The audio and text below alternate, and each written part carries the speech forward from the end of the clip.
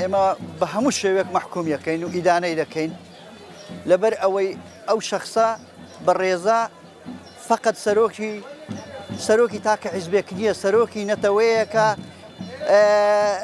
تەمسیلی 6 ملیۆن کوردەکە یعنی ئێستا ئەمە وەعیسابی بۆ ئەکەن 6 ملیۆن کورد لە زیندانە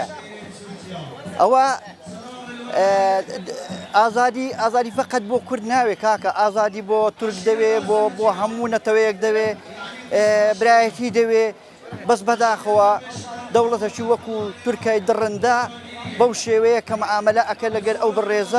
ئەو بەڕێزە جێی شانازی هەموو نەتەوەیەکە بەڕۆح و گیان هەموو ملت لەگەریاتی هەمووی بە سەرۆکی نەتەوەی خۆی دەزانێت کاکە هەمووی بە سەرۆکی نەتەوەی خۆی دەزانێت ئەو کابرایەکی بەسیط نییە کابرایەکی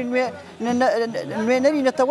نەتەوەیەکی 6 ملیۆنیە ئێمە پێمان خۆشە ئەوەی کووردە ئەوەی لە دوو کوردایەتیە ئەوەی لە دوو ملەتە یعنی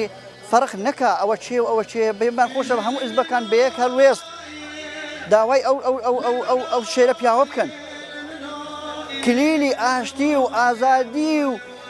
کوردایەتی لای ئەو زەرامەیە کاکە بە هەموو شتێک پشگیریان لەکەین بە هەموو شتێک پشگیریان دەستخۆشیان لەکەین وەتە سەورەکەین هەموو خوشک و برا و ئێمە لەوێن کە لەو چالاشێداین خۆزیا زیاتر و زیاتر بکرایە بە دواش کەوتووە دەبا زووتر ئەو دەست بەو کارە کرابەیە من بە دوژمن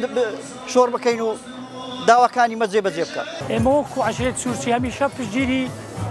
هەموو شۆڕەشێک بووینە چ لە شاخ بێت چ لە مەدەنی بێ هەمیشە پشگیری ئەوەین کە